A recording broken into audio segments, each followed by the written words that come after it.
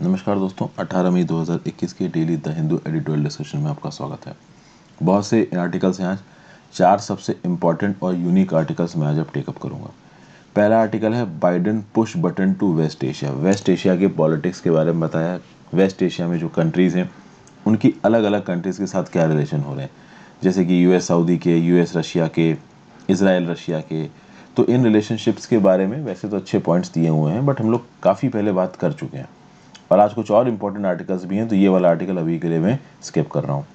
इसके बाद Covid toll को इंडिया में गिनना, मतलब कोविड की वजह से कितनी मृत्यु हुई इसको गिनना, इसके बारे में क्या खामियां हैं पहले भी मैंने आपको बताई हैं, तो अभी के लिए स्किप, क्योंकि बहुत और इंपॉर्टेंट आर्टिकल्स भी। जैसे एक इंपॉर्टेंट आर्टिकल ये है कि जीएसटी काउंसिल की मीटिंग 7 महीने के गैप के बाद होगी।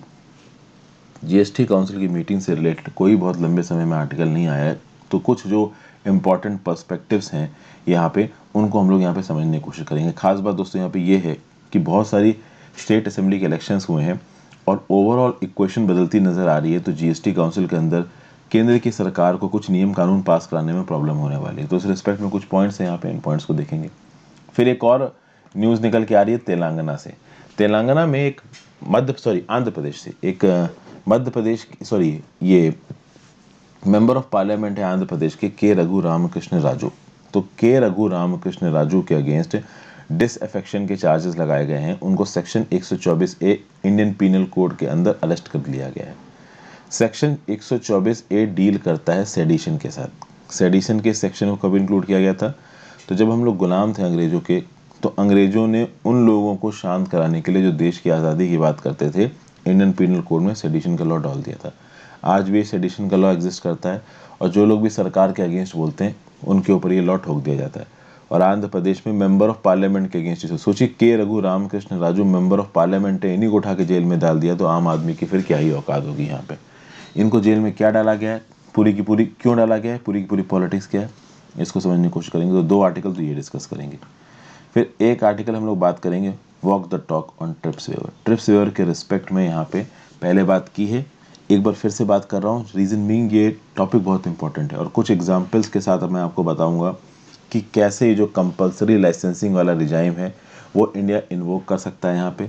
वो कंपलसरी लाइसेंसिंग काम कैसे करती है, केंद्र सरकार का यहाँ पे क्या कहना है, और क्यों केंद्र सरकार का जो कहना है WTO में और जो कहना है सुप्रीम कोर्ट में, वो दोनों एक दूसरे को कॉन्ट्राडिक्ट कर रहा है।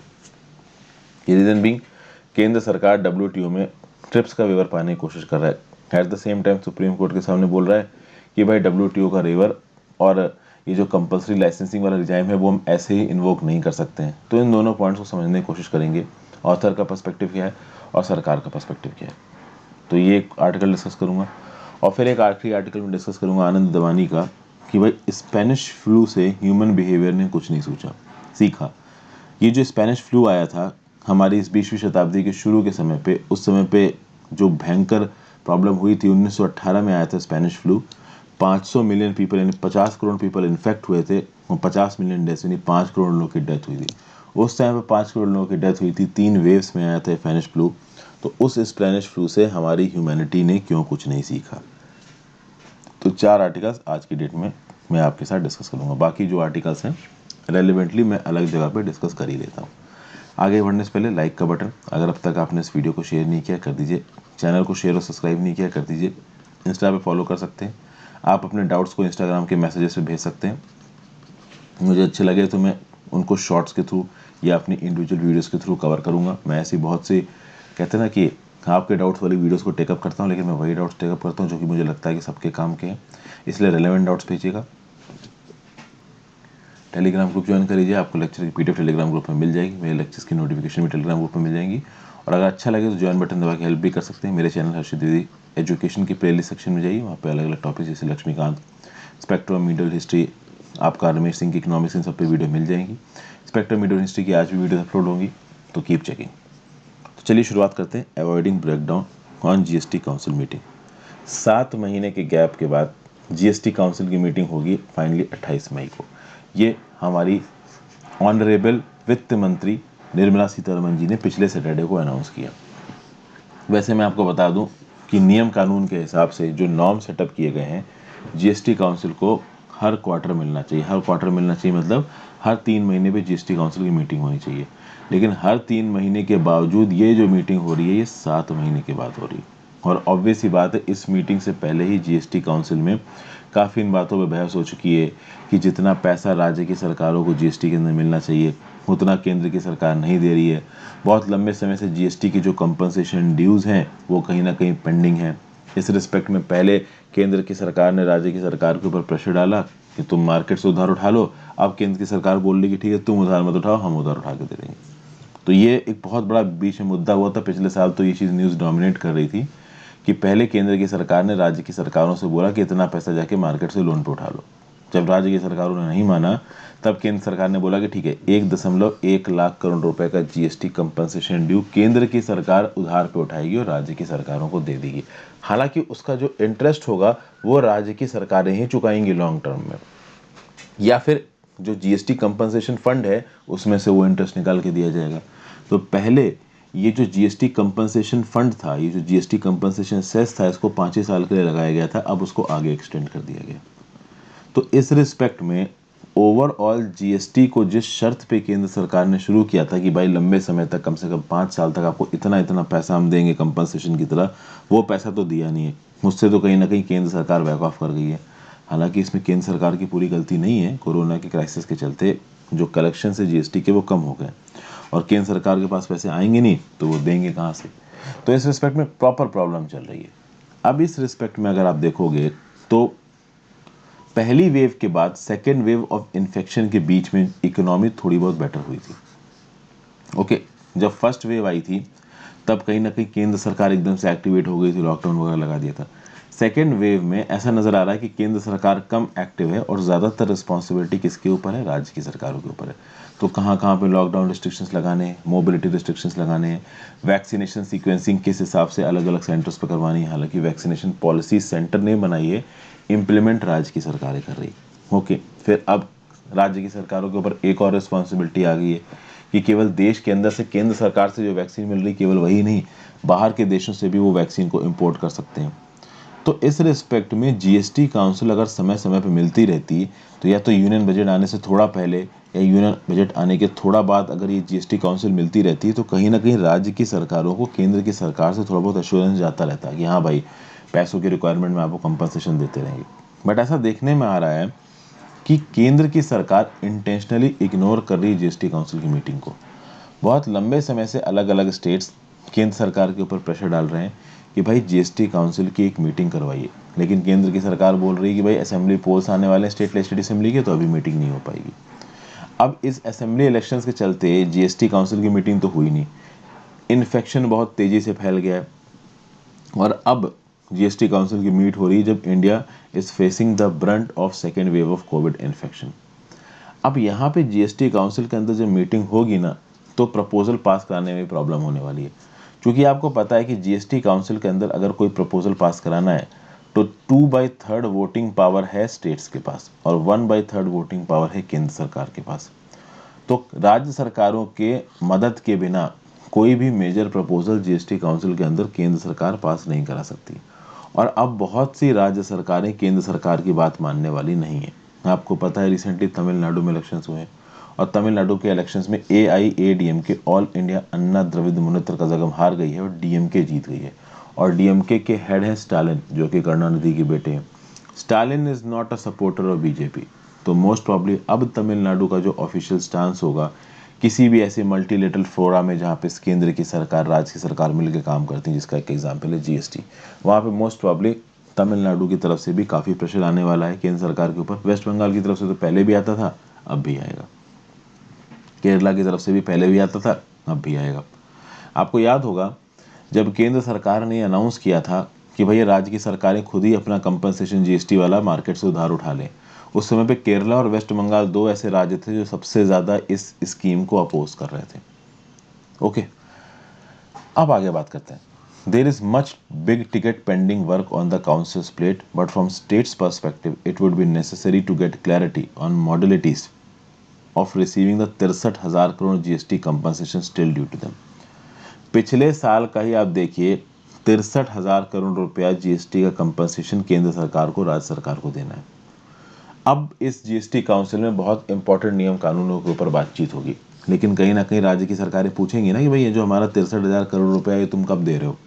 और राज्य की सरकारों को पैसों की ज़रूरत भी है, कहीं ना कहीं जो वैक्सीन्स हैं, वैक्सीन खरीदने के लिए वैक्सीन चाहिए, पैसा चाहिए, आगे आने वाली कोविड-19 की वेव से लड़ने के लिए पैसा चाहिए। इस रिस्पेक्ट में राज्य की सरकारों की तरफ से एक रिक्वेस्ट और गई है केंद्र की सरकार के पास कि ये जो कोविड-19 से रिलेटेड टेक्नोलॉजी है, जैसे ऑक्सीजन कंसंट्रेटर्स हो गए, दवाइयाँ हो गई कोविड-19 की, इनके ऊपर जीएसटी हटा दो।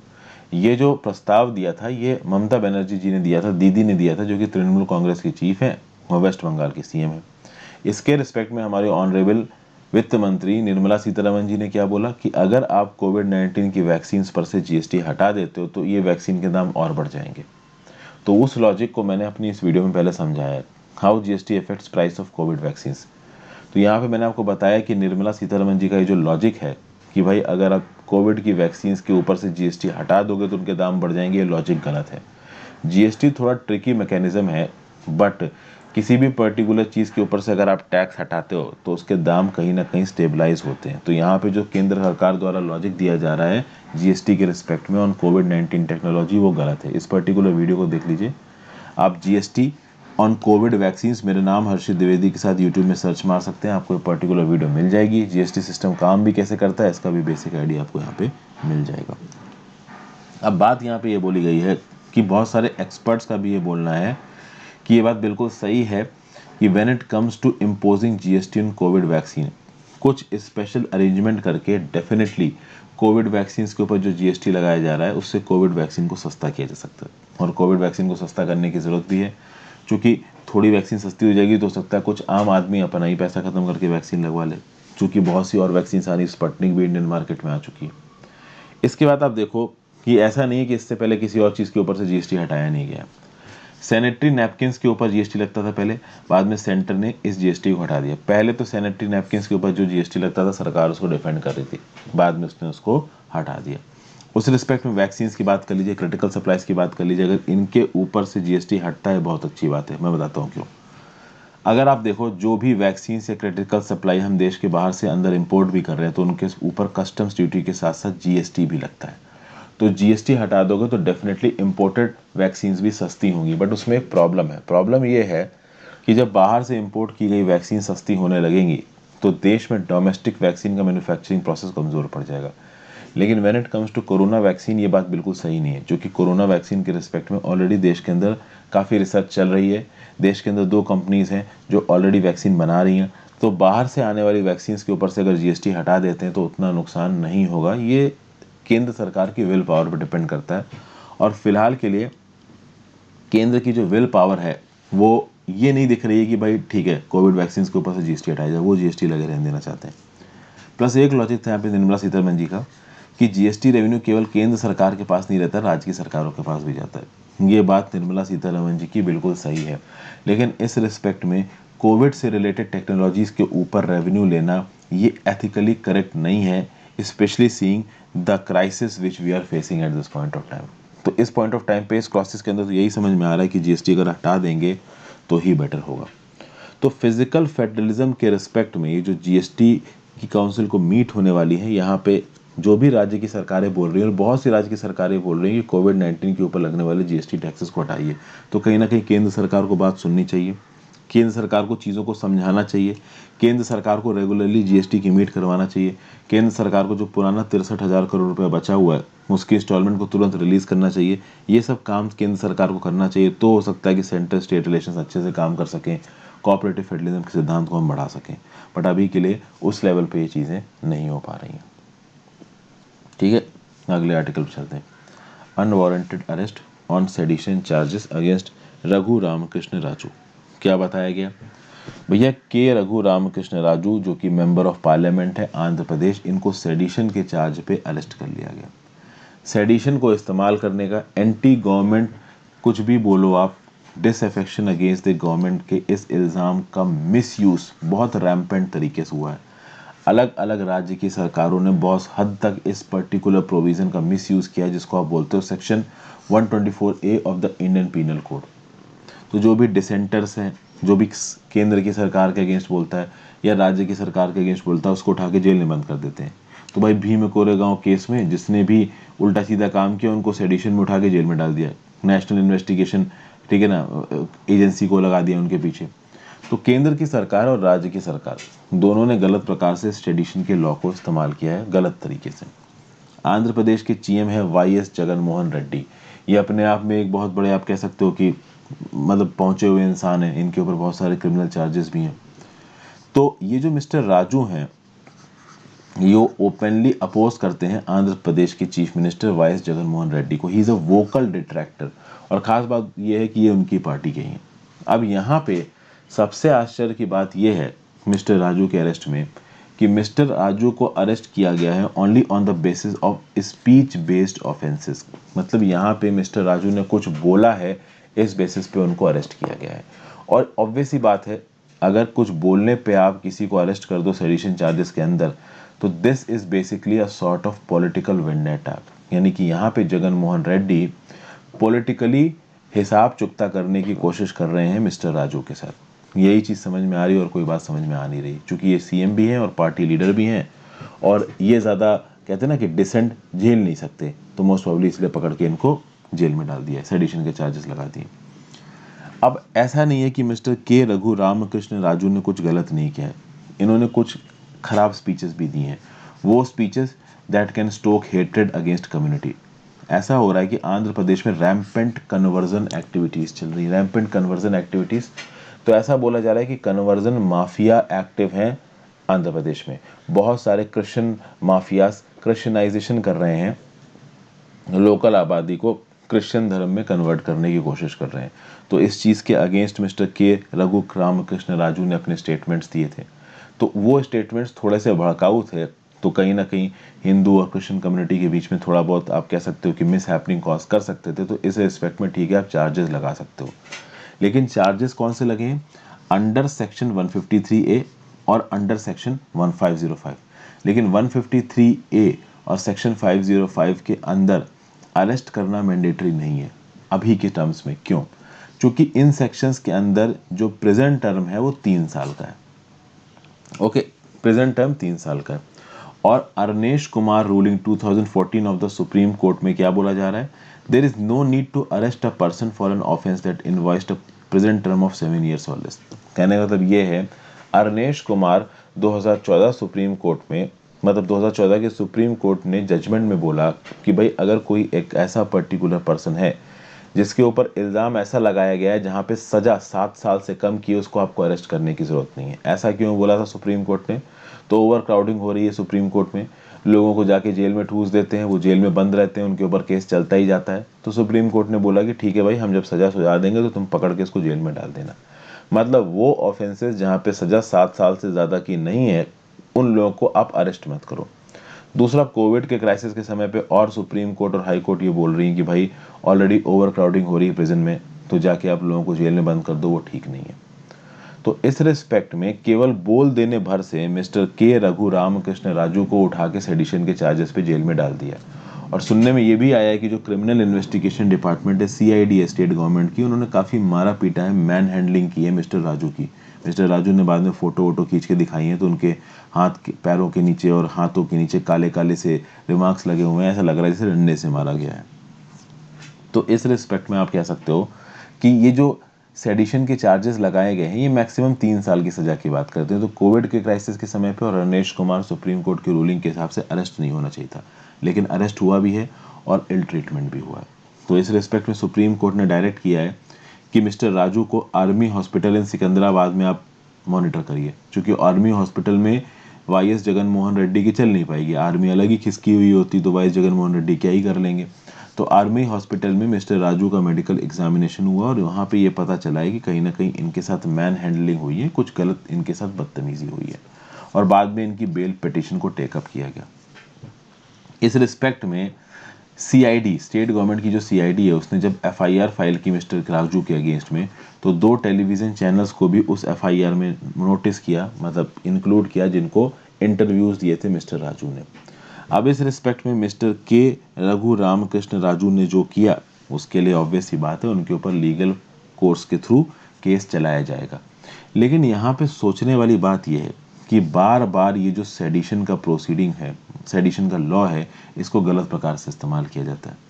हमें इस बात को रिफ्लेक्ट करने की ज़रूरत है, इस चीज़ को समझने की ज़रूरत है कि क्या इतना पुराना कॉलोनियल एरा का प्रोविज़न, जो कि हमारी देश के आज़ादी के समय पे जो लोग इंडिपेंडेंस की डिमांड करते थे उनको चुप कराने के लिए ब्रिटिश सरकार लेके आई थी, क्या आज की डेट में इस कॉलोनियल एरा का प्रोविज़न हमारे आईपीसी में होना ये सही है?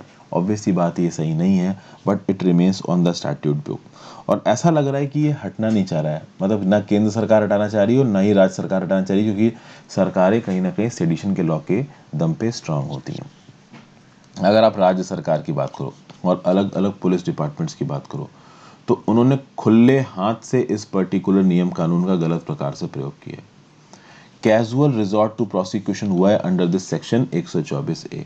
और इस रिस्पेक्ट में क्या समझ में आता है कि जो ब्यूरोक्रेट्स हैं, जो सिविल सर्वेंट्स हैं, जो पॉलिटिशियंस हैं, वो ठीक तरीके से सेडिशन के लॉ को समझ ही नहीं पाए। और ये जो सेडिशन का लॉ है, अगर आपको इन्वोक करना भी है तो आप तब इन्वोक करो जब इमिनेंट थ्रेट है पब्लिक ऑर्डर का। तो भाई बिल्कुल ही सिविल वॉर छिड़ सकता है, बहुत सारा वायलेंस हो सकता है, लोगों की जान जा सकती है, तब आप इन्वोक करो। कोई आपकी वर्बली बुराई कर रहा है तो आपने सेडिशन लगा के उसको जेल में डाल दिया, ये बिल्कुल भी सही नहीं है। क्योंकि जब ये सेडिशन लॉ आया था तो इसमें टर्म्स कैसे थे? डिसलॉयल्टी, फीलिंग ऑफ इम्यूनिटी, ठीक है ना। अभी डिसलॉयल्टी तो है नहीं, अगर वो राज्य की सरकार के ऊपर कोई आवाज उठा रहा है तो राज्य की सरकार भी तो उस पर्टिकुलर पर्सन की तरफ अकाउंटेबल है। ये कोई अंग्रेजों का राज तो चल नहीं रहा है कि भाई जो चाहेंगे वो करेंगे अंग्रेज। तो इस रिस्पेक्ट में रिसेंटली सुप्रीम कोर्ट ने भी ये बोला है कि कॉन्स्टिट्यूशनलिटी ऑफ सेडिशन लॉ के ऊपर हम लोग बातचीत करेंगे, लेकिन बेटर ये रहेगा कि जुडिशरी के साथ साथ केंद्र की सरकार भी एक नियम कानून लाके, एक कॉन्स्टिट्यूशनल अमेंडमेंट लाके इस सेडिशन लॉ को हमारे इंडियन पिनल कोड से हटा दिया। इनफैक्ट कॉन्स्टिट्यूशनल अमेंडमेंट लॉ लाने की जरूरत भी नहीं है। सेडिशन एक्ट से हटाने के लिए आप बेसिकली एक स्टैट्यूटरी एक्ट भी पास कर दोगे ना, तो आराम से आप सेडिशन लॉ को हटा सकते हो। लेकिन बहुत कम चांसेस हैं कि सेडिशन लॉ हटाया जाएगा। इस प्रकार के सेडिशन लॉ केंद्र की सरकारों को और राज्य की सरकारों को बहुत ताकत देते हैं, और ताकत कोई भी अपने हाथ से नहीं छोड़ना चाहता है। क्योंकि अक्सर कर इन केंद्र की सरकार को और राज्य की सरकारों को इनकी पॉलिसीज के लिए क्रिटिसाइज किया जाता है। अभी कोई इनको इनकी पॉलिसी के लिए क्रिटिसाइज कर रहा है तो उसको किस दम पे ये दबाएंगी सरकारें? तो उसको सेडिशन लॉ के दम पे ही दबाती हैं। तो एक ऐसा लॉ जो कि इन सरकारों को ताकत देता है अपने अपोजिशन को, अपने डिसेंट को शांत करने के लिए, तो ऐसे ही लॉ को ये सरकारें क्यों हटाएंगी? ये लॉ तो इन सरकारों को ताकत दे रहा है ना अपने खिलाफ हो रहे बातों को रोकने के लिए। तो अपने खिलाफ हो रहे बातों को रोकने वाले कानून को ये सरकारें हटा देंगी तो कल की डेट में खड़े होकर हर कोई सरकार को गरियाने लगेगा बिना डर के, तो सरकार काम कैसे करेगी? ये सरकारों के दिमाग में आ सकता है। इसलिए ऑब्वियस सी बात है वो इस लॉ को हटाने वाली नहीं है किसी भी हाल में। ठीक है, तो ये था आर्टिकल। नेक्स्ट चलते हैं अपने आर्टिकल पे, no learning from the Spanish flu, the governments of most countries have failed to understand and predict human behaviour. Spanish flu के रिस्पेक्ट में बात की जाए तो भाई कोविड-19 जब लास्ट ईयर फैलना शुरू हुआ तो हज़ारों की तादाद में दुनिया भर के लोगों ने सोशल मीडिया पे एक इमेज को शेयर करना शुरू किया, और वो इमेज 1918 के जो इन्फ्लुएंजा पेंडेमिक आया था जिसको स्पेनिश फ्लू बोला जाता है, जो कि 3 वेव्स में आया था, उसके बारे में बात की जा रही थी। तो उस समय पे ये जो इमेज थी उसकी हेडलाइन में क्या लिखा हुआ था? Humanity should never allow a repeat of the same mistake made in 1918 in the time of कोविड-19। मतलब कि इस पर्टिकुलर इमेज के थ्रू लोग इस बात को शेयर कर रहे थे कि जो ह्यूमैनिटी ने और ह्यूमन बींग्स ने 1918 में गलत किया उसको अब गलत नहीं करना है। अगर आप स्पेनिश फ्लू 1918 की बात करो तो 2 साल तक चला था, 3 वेव्स में चला था, 50 करोड़ लोग इन्फेक्ट हुए थे और 5 करोड़ लोग की जान चली गई थी। ये जो वर्ल्ड वॉर चल रहा था ना, ये वर्ल्ड वॉर खत्म होने के बाद वो सोल्जर्स जो कि फर्स्ट वर्ल्ड वॉर में लड़ रहे थे वो अपने अपने देश वापस चले गए। जब वो अपने अपने देश वापस ले गए वो पूरी बीमारी को भी दुनिया भर में लेके गए। देखिए आज की डेट में टूरिज्म बहुत हो गया, मोबिलिटी बहुत आसान हो गई है, एक दुनिया के एक पार्ट से दूसरे पार्ट पहुंचना बहुत आसान हो गया। 1918 में ऐसा नहीं था। 1918 में प्लेनों पे बैठ के जाना ये सब नहीं था, समय लगता था एक जगह से दूसरी जगह पहुंचने में, शिपों में बैठ के जाना पड़ता था। लेकिन वर्ल्ड वॉर के चलते दुनिया भर के सोल्जर्स यूरोप में लड़ रहे थे, और जब वॉर खत्म हुआ तो वे यूरोप से निकल के अपने अपने देश जाने लगे और बीमारी को भी अपने साथ लेके गए। तो उस समय पे वॉर खत्म होने के बाद सोल्जर्स का लौटना बीमारी ले जाने का रीज़न था। और कोविड-19 के समय पे तो यार दुनिया इतनी ज़्यादा इंटीग्रेट हो चुकी है कि एक देश से दूसरे देश जाना मुश्किल कोई बात रह ही नहीं गई है। तो इस रिस्पेक्ट में स्पेनिश फ्लू की बात की जाए तो ज़्यादातर मौतें स्पेनिश फ्लू के समय पे सेकेंड वेव में हुई थी। और सेकेंड वेव में एक्चुअली में पहले वेव में थोड़ा बहुत क्वारंटीन वगैरह किया गया था, सोशल डिस्टेंसिंग मेजर्स थे, लेकिन जब सेकेंड वेव आई ना तो लोग इतने परेशान हो चुके थे कि वो बाहर निकलने लगे, घूमने फिरने लगे, और उसके चलते टेंस ऑफ मिलियंस लोगों की वहाँ पे मृत्यु हो गई। तो जो डिवास्टेशन था स्पेनिश फ्लू का वो अनप्रेसिडेंटेड इन स्केल था। अब इस रिस्पेक्ट में कुछ इन्फॉर्मेशन स्पेनिश फ्लू की यहाँ पे सही है, कुछ गलत है। अगर बात करें तो भाई देखिए, एस्टिमेट्स एक्यूरेट हैं, जो मौतों के एस्टिमेट हैं, और सेकेंड वेव के दौरान सबसे ज़्यादा नुकसान हुआ था, ये भी बात बिल्कुल सही है। इस रिस्पेक्ट में जेम्स हैरिसन, जो कि एक हिस्टोरियन है ओहायो स्टेट यूनिवर्सिटी में, उनका ये बोलना है कि स्पेनिश फ्लू ये जो वाइल्ड फायर की तरह उस समय पे फैल रहा था, उसकी एक और वजह थी। वजह ये थी कि सेकेंड वेव के दौरान दुनिया भर के अथॉरिटी ने रिस्ट्रिक्शंस को इम्पोज नहीं किया। जंग चल रही थी, जंग के बावजूद भी रिस्ट्रिक्शंस को इम्पोज नहीं किया गया। एक नया म्यूटेटेड स्ट्रेन फैल रहा था, और जब रिस्ट्रिक्शंस को इम्पोज नहीं किया गया तो ऑब्वियसली बात मौत होनी है। यानी यहाँ पे जेम्स हैरिस क्या बोलने की कोशिश कर रहे हैं कि लोगों का बिहेवियर तो एक वजह थी ही थी, कहीं ना कहीं सरकारें जिस प्रकार से यहाँ पे एक्ट कर रही थी वो भी एक वजह थी। इस रिस्पेक्ट में हम ये देखेंगे कि हमने स्पेनिश फ्लू से हमने हिस्ट्री से कुछ नहीं देखा। अभी के समय पे जो नंबर ऑफ इन्फेक्शंस आ रहे हैं कोरोना के, और दुनिया भर में जो डेथ हो रही हैं, ऐसा तो है नहीं कि लोगों को जानकारी नहीं थी स्पेनिश फ्लू के बारे में, सबको जानकारी थी स्पेनिश फ्लू के बारे में। जब फैलना शुरू हुआ था तब सबने स्पेनिश फ्लू के बारे में पढ़ा, उसके बाद भी लोगों ने उतना उस पर ध्यान नहीं दिया। ओके, लोगों को पता है कि अगर आप मास्क पहनोगे तो आपको बीमारी नहीं होगी, तब भी लोग मास्क उतार देते हैं। लोगों को पता है कि सोशल डिस्टेंसिंग करोगे तो आप बच जाओगे, लेकिन तब भी लोग सोशल डिस्टेंसिंग नहीं करते हैं, मास्क उतार के हर जगह पे घूमते हैं। कई कंट्रीज में लोग लॉकडाउन से थक गए, मास्क पहनने से थक गए, घर रहने से थक गए, सोशलाइज कर नहीं रहे थे 1 साल से। मैन एक सोशल एनिमल है, उनके लिए अपने साथियों से मिलना, घूमना फिरना, हंसना, बात करना ये बहुत ज़रूरी है। और अगर वो ऐसा नहीं करेंगे तो उनका ब्रेन कुछ अलग प्रकार से काम करने लगता है, उनको एक प्रकार का फिजिकल पेन सा होने लगता है, और ये पेन उनके ब्रेन के अंदर होता है, क्योंकि सोशलाइज करना एक ह्यूमन बीइंग का बेसिक ट्रेट है। तो इस रिस्पेक्ट में आप देखोगे कि जब कोविड-19 की पहली वेव नीचे गई तो दुनिया भर की सरकारें भी थोड़ा ढीली पड़ गई और लोग भी ढीले पड़ गए। ओके, जो बिजनेसेस थे वो बिजनेसेस फिर से चलने लगे। इसमें एक बिजनेस है रेस्टोरेंट का बिजनेस। रेस्टोरेंट के बिजनेस को सस्पेक्ट किया गया one of the major centres for spread of कोविड-19। जब भी आप किसी रेस्टोरेंट में जाओगे ना तो बाहर लिखा रहता है नो एंट्री विदाउट मास्क, दुनिया में कोई भी रेस्टोरेंट है। लेकिन एक बार जब आप अंदर पहुंच जाते हो तो खाने के समय पे तो आपको मास्क उतारना ही है।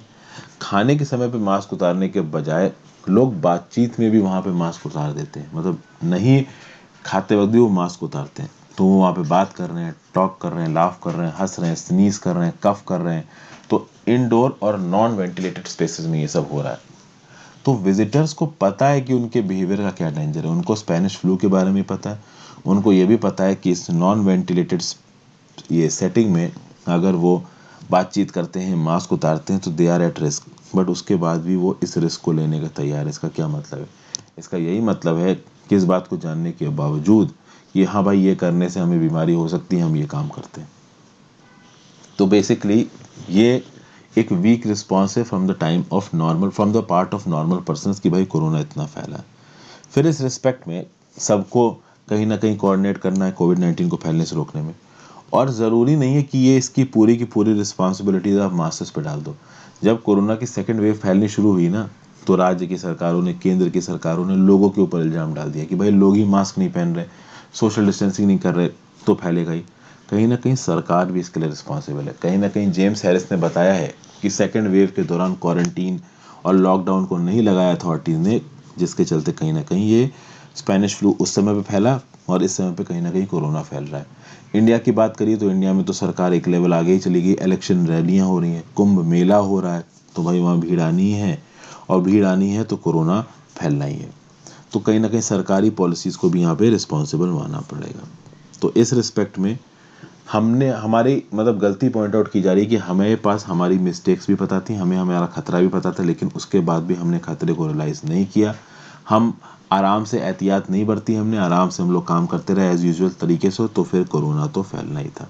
तो इस रिस्पेक्ट में स्पेनिश फ्लू के बारे में कुछ बेसिक इन्फॉर्मेशन है। 1918 में आया था, 3 वेव्स में आया था, 500 मिलियन लोगों को इन्फेक्शन हुआ था, 5 करोड़ लोगों की जान गई थी, 50 मिलियन लोगों की। ये कुछ बेसिक फैक्ट्स याद रखिएगा, और इन बेसिक फैक्ट्स को आप कहीं ना कहीं कोरोना वायरस के साथ एसोसिएट करके ह्यूमन बिहेवियर में गलती निकाल सकते हो। सरकारियाँ गलती तो आप निकाल ही सकते हो, ह्यूमन बिहेवियर की एक गलती भी पॉइंट आउट कर सकते हो when it comes to COVID. COVID से रिलेटेड यूपीएससी मेंस में सवाल आ सकता है, there is very much possibility. ठीक है, पिछले साल भी जो यूपीएससी का मेंस हुआ उसमें कोविड से रिलेटेड सवाल आया ही है। फिर आ जाते हैं अपनी आखिरी आर्टिकल पे, walk the talk on trips favour. ये थोड़ा सा ट्रिकी और टेक्निकल आर्टिकल है, ध्यान से सुनिएगा। क्या बोला जा रहा है? The government should offer Covaxin technology to domestic and pharmaceutical companies and foreign corporation. ये एक्चुअली में समेशन इस पूरे के पूरे आर्टिकल का, इस समेशन पे बिल्कुल एंड में आ जाएंगे। आगे चलते हैं। आपको पता है कि वर्ल्ड ट्रेड ऑर्गेनाइजेशन की मेंबर कंट्रीज इस बात के ऊपर बहस कर रही हैं कि भाई अपने डोमेस्टिक इंटेलेक्चुअल प्रॉपर्टी राइट्स के अंदर ये जो ट्रिप्स का वेवर है दिया जाए क्या। बेसिकली डब्ल्यूटीओ अगर ट्रिप्स का वेवर देता है तो दुनिया भर में जो फार्मास्यूटिकल कंपनीज हैं दवाइयों की, उनके इस्तेमाल को थोड़ा सस्ते में से करके लोगों तक पहुंचाया जा सकता है। तो जो दवाई 1200-1300 की पहुंच रही है वो 100-150 में पहुंच जाएगी, और उस 100-150 का कुछ परसेंट हिस्सा उस दवाई के निर्माता के पास भी जाएगा। ऐसा नहीं है कि दवाई के मैन्युफैक्चरर को कुछ मिलेगा नहीं। इंडिया और साउथ अफ्रीका ने अक्टूबर 2020 में ट्रिप्स वेवर की बात की थी, on vaccines, on drugs, on therapeutics, on related technologies. इस रिस्पेक्ट में यूएस ने इस चीज़ को सपोर्ट दिया है, लेकिन यूएस ने सपोर्ट केवल वैक्सीन्स में दिया है, और इंडिया साउथ अफ्रीका ने डिमांड वैक्सीन, ड्रग्स, थेरेपेटिक्स और रिलेटेड टेक्नोलॉजीज चारों में की थी। दुनिया भर के बड़े बड़े बिजनेसमैन जो कि अपने आप को मसीहा बनाते घूमते हैं, बिल एंड मेलिंडा गेट्स के चेयरमैन बिल गेट्स, उनको बहुत बड़ा आप कह सकते हो दाता समझा जाता है पैसों के मामले में, उन्होंने तक ने इस वेवर का अपोज किया है। वेबर का अपोज मतलब कि दवाइयाँ फ्री में बांटो, कोई भी कंपनी कोई भी दवाई बना सकती है। फाइजर, मॉडर्ना जैसी दवाई ये कंपनीज क्या बोलती हैं कि भाई हमने इतने बिलियंस ऑफ डॉलर खत्म करके दवाई बनाई है, तो आप बेच के प्रॉफिट तो कमाएंगे ही। ट्रिप्स वेवर मिल गया तो इन सब का प्रॉफिट बंद हो जाएगा। तो पूरी दुनिया बटी हुई है दो भागों में, एक बोल रहे हैं वेवर दे दो, एक बोल रहे हैं वेवर मत दो। कहीं ना कहीं ट्रिप्स वेवर को यूएस सपोर्ट कर रहा है, लेकिन यूएस केवल कोविड की वैक्सीन्स के लिए सपोर्ट कर रहा है। अब बात करते हैं यहाँ पे कि ट्रिप्स वेवर कब मिलेगा, कैसे मिलेगा, कितना मिलेगा, उसकी एग्जैक्ट मोडालिटीज़ और कंस्ट्रेंट्स क्या होंगे, इस बारे में कोई भी जानकारी अभी हमें है नहीं। तो इस रेस्पेक्ट में भारत सरकार क्या कर सकती है? डब्ल्यूटीओ में तो बहुत सी कंट्रीज हैं, तो ऑब्वियस ही बात है वहाँ पे भारत सरकार की लिमिटेड तरीके से सुनी जाएगी। लेकिन एक्चुअली में इंडिया इंडिया के अंदर क्या कर सकता है? तो अगर आप पेटेंट एक्ट 1970 की बात करो, तो पेटेंट एक्ट 1970 के अंदर कंपलसरी लाइसेंसिंग के रिजीम को इंडिया एक्टिवेट कर सकता है। Section 100 and section 92 of patent act 1970, खासकर सेक्शन 92 ऑफ पेटेंट एक्ट 1970 के अंदर इंडिया कंपलसरी लाइसेंसिंग के रिजीम को एक्टिवेट कर सकता है, जिसके चलते फाइजर, मॉडर्ना, स्पुतनिक किसी भी वैक्सीन को कोई एक प्राइवेट कंपनी बना सकती है। ठीक है, लेकिन एक प्रॉब्लम है यहाँ पे। मान लो इंडिया कंपलसरी लाइसेंसिंग का रिजीम दे देता है और फाइजर वैक्सीन को इंडिया में बनाने की परमिशन दे सकता है, लेकिन फाइजर की वैक्सीन बनती कैसे, इस चीज़ की टेक्नोलॉजी जब तक हमारी फार्मास्यूटिकल कंपनी के पास नहीं होगी तब तक कंपलसरी लाइसेंसिंग देने का कोई मतलब नहीं है। समझ गए? तो ये भी बात यहाँ पे बोली जा रही है कि अगर आप कंपलसरी लाइसेंस इशू कर देते हो और टेक्नोलॉजी ट्रांसफ़र नहीं हुआ तो उस कंपलसरी लाइसेंस को इशू करने का एक्चुअली में कोई फ़ायदा रहेगा नहीं। इस रिस्पेक्ट में मैं आपको कुछ इंस्टेंसेस बता रहा हूँ कि कहाँ कहाँ पे कैसे कैसे कंपलसरी लाइसेंसेस को यहाँ पे जोड़ा जा सकता है। नाटको नाम की एक इंडियन फार्मास्यूटिकल कंपनी है जिसने कि सरकार से परमिशन मांगी है कि इसको कंपलसरी लाइसेंस का वो रोल दिया जाए under section 92 of patents act. किसके लिए? बैरेकिनिटिब, BARICITINIB, बैरेकिनिटिब नाम की कोविड-19 की ड्रग के लिए under section 92 of patent act Natco नाम की कंपनी को क्या दिया जाए? कंपलसरी लाइसेंसिंग दी जाए। तो ऑब्वियस ही बात है, अगर नाटको नाम की कंपनी ऐसा बोल रही है तो नाटको के पास टेक्नोलॉजी होगी इस दवाई को दबाने की, तभी वो कंपलसरी लाइसेंसिंग के रिजीम मांग रही है। अब अगर आप बात करो तो अभी के लिए ये जो बैरेक्टिनिब नाम की जो दवाई है, इसका पेटेंट किसके पास है? इनसाइड्स होल्डिंग कॉर्पोरेशन के पास है, और ये insides holding corporation Eli Lilly नाम की एक कंपनी की सब्सिडरी है जो कि एक अमेरिकन ड्रग कंपनी है। तो इस प्रकार से और भी जो दवाइयाँ इंडिया में बिक रही हैं, अगर उनकी टेक्नोलॉजी हमारे प्राइवेट सेक्टर की कंपनी को या सरकारी सेक्टर की कंपनी को बनानी आती है, तो मान लीजिए कि स्पुतनिक की दवाई किसी इंडियन फार्मास्यूटिकल कंपनी जैसे डॉक्टर रेड्डी लेबोरेटरीज है, अभी डॉक्टर रेड्डी लेबोरेटरीज को स्पुतनिक बनाना आता है, तो अभी स्पुतनिक के लिए यहाँ पे अगर कंपल्सरी लाइसेंसिंग दे दी गई, तो वो जो स्पुतनिक की डोज 950 रुपए की बिक्री का कल 100 रुपए बिकने लगे। समझ गए? उसी प्रकार से आप देखो, कंपल्सरी लाइसेंसेस को देश में बहुत से ड्रगों के लिए अप्लाई किया जा सकता है, जैसे रामदेसिविर के लिए अप्लाई किया जा सकता है। नाटको ने जैसे यहाँ पे सरकार से कंपल्सरी लाइसेंसिंग मांगी है बैरिक्टिमिन के लिए, तो सरकार वो भी दे सकती है। अब यहाँ पे सरकार के ऊपर प्रेशर पड़ रहा है बहुत तरह से, सरकार के ऊपर जुडिशरी से भी प्रेशर चल रहा है, सरकार के ऊपर लोगों का भी प्रेशर है कि भाई कहीं ना कहीं आप कंपल्सरी लाइसेंसिंग के रिजीम को यहाँ पे एक्टिवेट करो, बट सरकार यहाँ पे एक्टिवेट नहीं कर रही है। सेंट्रल गवर्नमेंट ने रिसेंटली सुप्रीम कोर्ट के सामने एक एफिडेविट फाइल किया है, और उस एफिडेविट में केंद्र सरकार ने क्या बोला है कि भाई कंपल्सरी लाइसेंसिंग इशू करने से कुछ नहीं होने वाला है। सरकार का ये बोलना है, सरकार का एफिडेविट ये बोलता है कि भाई रामदेसिविर वैक्सीन हम इसलिए नहीं बना पाते हैं कि अनअवेलेबिलिटी है रॉ मटेरियल्स की, ना कि इसलिए कि लीगल कुछ वो है इश्यूज है। बेसिकली कंपल्सरी लाइसेंसिंग एक लीगल इशू है।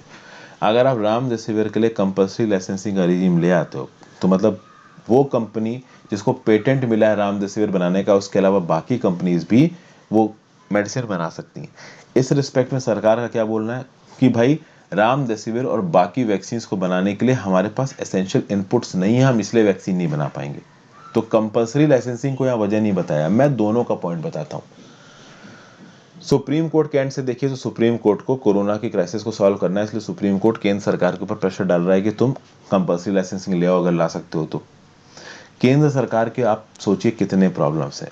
केंद्र सरकार को अपने आप को एक रिस्पॉन्सिबल ग्लोबल प्लेयर की तरह दिखाना है। केंद्र सरकार ये चाहती है कि दुनिया भर की कंट्रीज आके अपने बिजनेस यहाँ स्टैब्लिश करें, तो कल की देश में इंडिया एक ऐसी पावर बनता है जो तुरंत कंपल्सरी लाइसेंसिंग को इशू कर देता है। तो इस रिस्पेक्ट में बहुत सारी यूएस की मल्टीनेशनल कंपनीज इंडिया से नाराज हो जाएंगी कि भाई ये लोग तो कभी भी किसी भी टेक्नोलॉजी को पेटेंट को हटा के अपने हिसाब से कम दाम पे वैक्सीन बेच सकते हैं, तो हम क्यों जाके इंडिया में धंधा करें। इंडिया की इंटरनेशनल स्टैंडिंग बिगड़ेगी, इंडिया को इंटरनेशनल कॉर्पोरेट से प्रेशर आएगा। और आपको पता ही कि जो प्रेजेंट सरकार है वो काफ़ी कैपिटलिस्ट प्रो है, प्रॉफिट मोटिव्स में ज़्यादा भरोसा रखती है, ठीक है ना कि इक्विटेबल वाली ग्रोथ टाइप में। तो इस रिस्पेक्ट में केंद्र सरकार के ऊपर बहुत ज़्यादा प्रेशर आएगा अगर केंद्र सरकार कोविड ड्रग्स की कंपल्सरी लाइसेंसिंग कर देती है तो। पहली चीज़ तो ये। दूसरी चीज़, यहाँ पे केंद्र सरकार के ऊपर एक और प्रॉब्लम है कि कल की डेट में मान लो इंडिया ने कंपल्सरी लाइसेंसिंग कर दी, तो तुम फाइजर मॉडर्ना जैसी वैक्सीन को बनाओगे कैसे जब तक तुम्हारे पास उनको बनाने की टेक्नोलॉजी नहीं है। दूसरी प्रॉब्लम ये है। तीसरी प्रॉब्लम ये है कि कल की डेट में मान लो कोविड-19 की वैक्सीन को लेके इंडिया ने कंपल्सरी लाइसेंसिंग के रिजीम चालू कर दिए, और हमारे पास मान लो टेक्नोलॉजी भी आ गई उन दवाइयों को बनाने की, लेकिन उन दवाइयों को बनाने के लिए जो बल्क ड्रग है वो नहीं आ रहे इंडिया के अंदर, क्योंकि दुनिया भर के देश नाराज हो गए कि इंडिया जबरदस्ती कंपल्सरी लाइसेंसिंग लगा रहा है, तो इनको इनपुट ही मत भेजो, जब इनपुट नहीं भेजोगे तो वैक्सीन ही नहीं बना पाएंगे। तो इस प्रकार के बहुत सारे इश्यूज हैं जो कि केंद्र सरकार को अपने लेवल पे देखने पड़ते हैं। ओके, तो ये जो आईपीआर रिलेटेड लीगल हर्डल्स हैं, इनको सरकार बहुत लॉजिकल तरीके से और नियम कानून से सॉल्व करने की कोशिश कर रही है। इसलिए इंडिया चाहता है कि डब्ल्यूटीओ के लेवल पे अगर इश्यूज रिजॉल्व हो जाएं और ट्रिप्स वेवर मिल जाए, तो इंटरनेशनल क्रिटिसिज्म नहीं आएगा इंडिया के ऊपर अगर हम लोग कंपल्सरी लाइसेंसिंग को इन्वोक करते हैं तो। आप बताओ, इंडिया के ऊपर आप प्रेशर कर रहे हो, कितने और देशों में कंपल्सरी लाइसेंसिंग को इन्वोक किया गया, सबके यहाँ पे सबके यहाँ के लॉज में इस प्रकार के आप कह सकते हो इनकॉर्पोरेशंस होते हैं। तो ओवरऑल इंडिया क्या चाहता है कि कुछ वॉलंटरी टाइप का एग्रीमेंट हो जाए। वॉलंटरी टाइप का एग्रीमेंट मतलब कि अपने आप से लोग खुद से ही मतलब वॉलंटरली कंपल्सरी लाइसेंसिंग को इशू कर दें। लेकिन वॉलंटरली देखिए यहाँ पे कंपल्सरी लाइसेंसिंग इशू होने वाली है नहीं। वर्ल्ड ट्रेड ऑर्गेनाइजेशन में जो बाकी कंपनीज हैं जो कि इस टेक्नोलॉजी कोविड टेक्नोलॉजी के चलते लाखों करोड़ रुपए कमा रही हैं, वो जल्दी अपने फायदे को छोड़ेंगे नहीं। ट्रिप्स के वेवर की जो नेगोशिएशंस है वो बहुत लंबे समय तक यहाँ पे चलने वाले हैं, और इन पेटेंटेड प्रोडक्ट्स को इंडिया की प्राइवेट कंपनीज फ्रीली बना पाएं, ये आगे आने वाले समय में बहुत मुश्किल है। तो एक काम सरकार यहाँ पे ये कर सकती है कि सेक्शन, ये ऑथर बोल रहा है कि सेक्शन 92 और सेक्शन 100 को एग्रेसिवली परस्यू करे और बहुत सारी वैक्सीन्स को कंपल्सरी लाइसेंसिंग रिजीम के अंदर लाए। क्योंकि जैसे मैंने आपको बताया कि अगर ऐसा सरकार करती है तो इंटरनेशनल प्रेशर बहुत गंदा आएगा सरकार के ऊपर। हो सकता है कि इंडिया के अगेंस्ट बहुत सारे इंटरनेशनल ट्राइब्यूनल्स में केसेस भी शुरू हो जाएं। ओके, WTO में कहो केसेस शुरू हो जाए, इंटरनेशनल फाइन्स पड़ने लगे इंडिया के अगेंस्ट, इस प्रकार की बहुत सारी चीज़ें यहाँ पे हो सकती हैं। इस रिस्पेक्ट में यहाँ पे ऑथर क्या बोल रहा है कि India should walk the talk. और इंडिया वॉक द टॉक कैसे करेगा, तो कोवैक्सीन का फिनोमिना आता है यहाँ पे। इंडिया ने अपनी डोमेस्टिक वैक्सीन बनाई है कोवैक्सीन नाम की। ये एक बड़ा स्पेक्टेकुलर साइंटिफिक अचीवमेंट है और इस वैक्सीन को इंडिया के टैक्स पेयर के पैसे से बनाया गया है। ऑब्वियस ही बात है, ये जो इंटेलेक्चुअल प्रॉपर्टी रिजीम है कोवैक्सीन का, गवर्नमेंट का इसमें स्टेक है, ठीक है ना। तो गवर्नमेंट ने कहीं ना कहीं फाइनेंस किया है कोवैक्सीन की टेक्नोलॉजी को, तो गवर्नमेंट के पास IPR में स्टेक है। तो हमारी सरकार क्या कर सकती है कि ये जो कोवैक्सीन को बनाने की टेक्नोलॉजी है इसको हमारे देश के दूसरी डोमेस्टिक फार्मास्यूटिकल कंपनी को तो दे ही सकती है, साथ साथ फॉरेन की कंपनी को भी दे सकती है। तो हमने जो चीज़ बनाई है, हमारा जो टेक्निकल नो हाउ है, वो हम दुनिया को बताएं। तो जब हम अपने टेक्निकल नो हाउ को दुनिया को बताएंगे और दुनिया उससे बेनिफिट करेगी, तब कहीं ना कहीं इंटरनेशनली उन कंट्रीज़ की कंपनी के ऊपर भी प्रेशर पड़ेगा कि जब इंडिया अपनी टेक्नोलॉजी इतने खुले से दे रहा है तो वो भी अपनी टेक्नोलॉजी इतने खुले से दे। इंडिया अपने आप को फार्मेसी ऑफ द वर्ल्ड बोलता है। तो कोवैक्सीन नाम की जो दवाई है, जो अभी के लिए केवल भारत बायोटेक बना रहा है, जल्दी और बहुत सारे प्राइवेट और सरकारी कंपनियां इस पर्टिकुलर दवाई को बनाए तो उससे दवाई भी ज़्यादा पैदा होगी, वैक्सीनेशन भी तेज होगा, और प्लस कहीं ना कहीं अगर इसकी टेक्नोलॉजी फॉरेन कंट्रीज़ को मिलती है तो उसके बेसिस पे इंडिया अपने यहाँ पे कंपल्सरी लाइसेंसिंग के रिजीम को लेके आ सकती है। इंडिया जस्टिफाई कर सकता है कि भाई हमने अपनी वैक्सीन की टेक्नोलॉजी तुमको दी तो तुम अपनी वैक्सीन की टेक्नोलॉजी हमको दो। बट इस प्रकार का स्टैंड इंडिया ने खुद नहीं लिया है। तो जब इंडिया खुद ही इस प्रकार का स्टैंड अपनी द्वारा बनाई गई वैक्सीन में नहीं ले रही है तो वो बाकी देशों से कैसे एक्सपेक्ट कर सकती है कि वो अपनी वैक्सीन इंडिया को दे दें वेवर के थ्रू। ये बातें यहाँ पे ऑथर बोल रहा है। आई होप आपको चीज़ें समझ में आई हो। Thank you for watching friends. यहाँ पे वीडियो खत्म होता है। वीडियो को लाइक और शेयर कर दीजिएगा ज़्यादा से लोग साथ। Word of the mouth marketing काफ़ी काम करती है, जितना ज़्यादा ओरली आप लोगों को अपने दोस्तों को बता सकते हैं चैनल के बारे में, उतनी मदद होगी। Thank you for watching, bye.